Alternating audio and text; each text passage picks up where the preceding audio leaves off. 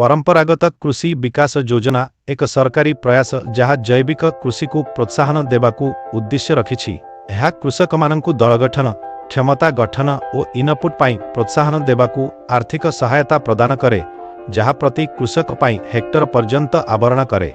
यही योजना ग्रामीण युवक और समुदाय को जैविक प्रक्रिया अपनाइबाकू उत्साहित करी एवं स्थानीय बजार को समर्थन करी लाभ देइथाय। आवेदन करिबाकू स्थानीय जिला कृषि कार्यालय किंबा अंचलीय परिषद को जाई आपण परंपरागत कृषि विकास योजना पाई आवेदन करिबाकू चाहुछंती बोली कहंतु। एही दलील गुड़िक नहीं जानतु आधार कार्ड, बासस्थान सनद, आय सनद, बयस सनद, राशन कार्ड, पासपोर्ट आकार फोटो, मोबाइल नंबर एवं बैंक विवरणी मने रखंतु। एही दलील एवं फॉर्म गुड़िक जमीर मालिक थिबा निबंधित कृषकंक नामरे पूरण हेबा उचित।